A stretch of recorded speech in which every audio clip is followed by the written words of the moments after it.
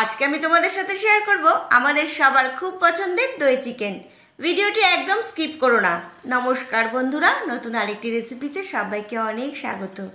তো দই চিকেন বানাতে আমাদের লাগবে আদা, রসুন আর আমি দেখো এখানে কাঁচা পাকা লঙ্কা নিয়েছি, একসাথে ভালো করে পেস্ট করে নেব। কাজু বাদাম সামান্য জলে ভিজিয়ে রেখেছি, বেটে নেব।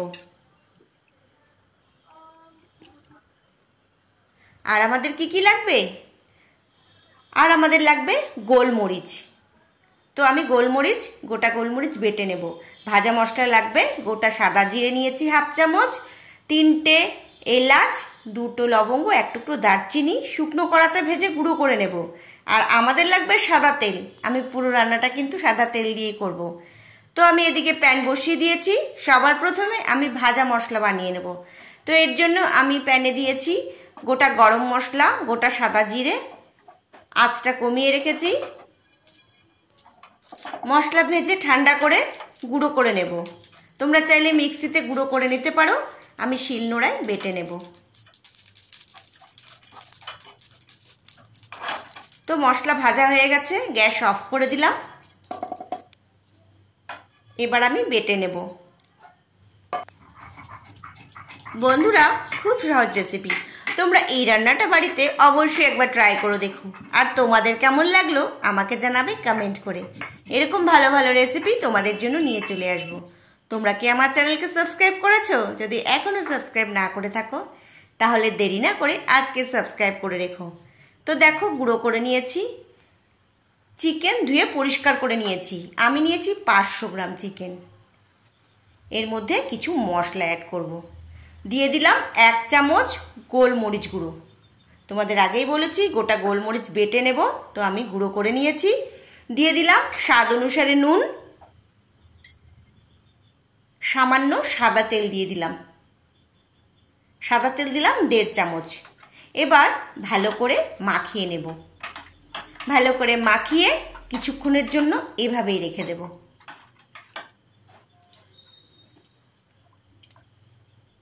তাহলে চলো এবার রান্নাটা শুরু করি। কড়াই বসিয়ে দিয়েছি। কড়াই ভালো করে গরম করে নেওয়ার পর দিয়ে দিলাম সাদা তেল। তেল গরম হয়ে গেছে। এবার আমি চিকেন ভেজে নেব। তো দেখেছো চিকেনের মধ্যে আমি কি মশলা দিয়েছি।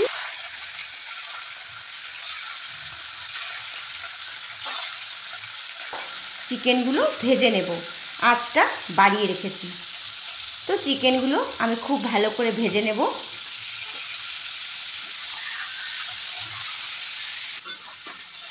তো দেখো চিকেন আমি একদিকে হয়ে গেছে, আরেকদিকে উল্টে দিলাম।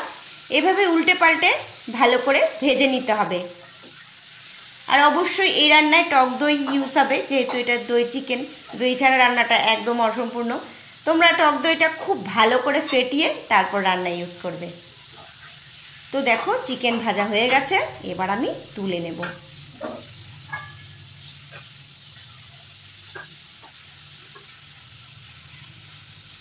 তুলে নেওয়ার পর কড়াইয়ে দিয়ে দেবো আরও কিছুটা সাদা তেল। তোমরা যদি চাও সর্ষের তেল দিয়েও কিন্তু রান্নাটা করতে পারো, কোনো অসুবিধে নেই। এবার আমি দিয়ে দিলাম ফোড়ন।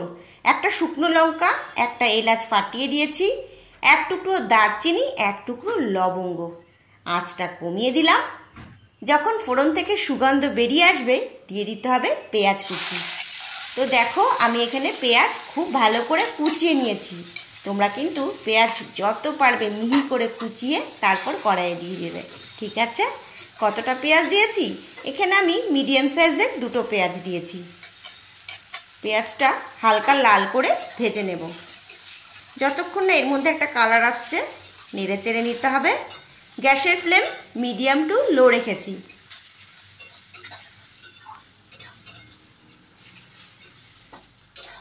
এবার আমি এর মধ্যে দিয়ে দেব কুচিয়ে নেওয়া টমেটো।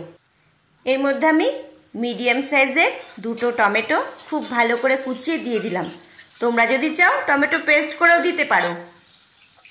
তো কিছুক্ষণ নেড়ে চেড়ে নিয়েছি। এবার আমি এর মধ্যে দিয়ে দিলাম সেই মশলার পেস্ট। আদা, রসুন আর কাঁচা পাকা লঙ্কা যে পেস্ট করে রেখেছিলাম সেই মশলাটা দিয়ে দিলাম। যতক্ষণ না আদা রসুনের কাঁচা গন্ধ চলে যাচ্ছে ততক্ষণ কষিয়ে নিতে হবে। গ্যাসের ফ্লেম মিডিয়াম রেখেছি। এবার আমি এর মধ্যে গোলমরিচ গুঁড়ো দিয়ে দিলাম 1 চামচ, দিয়ে দিলাম 1 চামচ চিনি। বন্ধুরা তোমরা ঝাল আর মিষ্টি তোমাদের টেস্ট বুঝে দেবে। তো দেখো তেল ছাড়তে শুরু করেছে। দিয়ে দিলাম স্বাদ অনুসারে নুন 1/2 চামচ, লঙ্কার গুঁড়ো 1 চামচ, জিরের গুঁড়ো। মশলাগুলোর সাথে আবার কষিয়ে নেব। এখন আমি গ্যাসের ফ্লেম মিডিয়াম টু লো রেখেছি।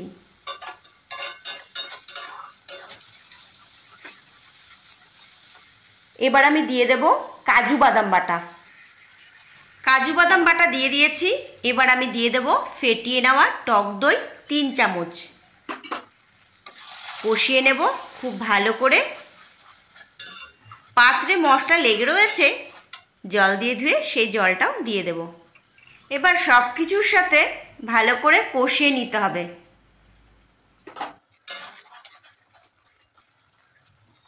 তো ভেজে রাখা চিকেন দিয়ে দিলাম।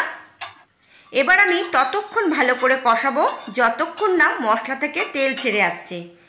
এই সময় কিন্তু তোমরা অবশ্যই জল দেবে না। জল তোমরা কখন দেবে? যখন দেখবে মশলা থেকে তেল ছেড়ে আসছে, কষানো খুব ভালোভাবে হয়ে গেছে, তখন তোমরা পরিমাণ মতো জল দিতে পারো। দিয়ে দিলাম আরও কিছুটা লঙ্কার গুঁড়ো। আমার মনে হলো আরেকটু ঝাল লাগবে, তো আমি আরেকটু লঙ্কার গুঁড়ো দিয়ে দিলাম। আগেই বললাম তোমরা তোমাদের স্বাদ বুঝে ঝাল আর মিষ্টিটা ব্যবহার করবে। তো দেখো মশলা থেকে তেল ছাড়তে শুরু করেছে। তো এই সময় তোমরা যত ভালো করে কষাবে রান্নাটা কিন্তু ততটাই সুস্বাদু হবে।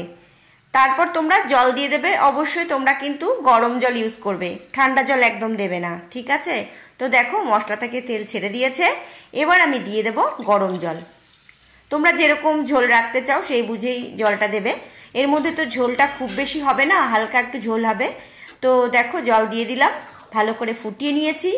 এবার আমি যে ভাজা মশলা রেডি করে রেখেছি, গোটা গরম মশলা, গোটা সাদা জিরে, সেই ভাজা মশলা গুঁড়ো করেছি, তোমরা দেখেছো। এবার আমি ওপর থেকে ছড়িয়ে দিলাম। এই সময় একটু গোলমরিচ গুঁড়ো তোমরা ইচ্ছে করলে দেবে, না দিলেও অসুবিধে নেই। আমি আর একটু গোলমরিচ গুঁড়ো ছড়িয়ে দিলাম। দিয়ে দিলাম 1 চামচ ঘি। ঘি অপশনাল, তোমরা ইচ্ছে করলে দেবে, না দিলেও কোনো অসুবিধে নেই। তো আমার রান্না একদম কমপ্লিট। কতটা সুস্বাদু হয়েছে এটা আশা করি তোমরা দেখেই বুঝতে পারছো। তাহলে চলো খেয়ে দেখা যাক।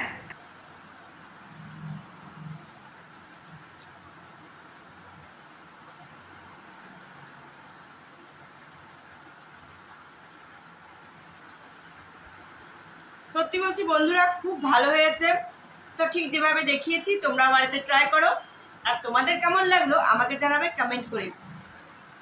এরকম ভালো ভালো রেসিপি তোমাদের জন্য নিয়ে চলে আসবো। রেসিপিটি ভালো লাগলে লাইক, শেয়ার, সাবস্ক্রাইব করতে একদম ভুলবে না। সবাই খুব ভালো থেকো, সুস্থ থেকো। বাই।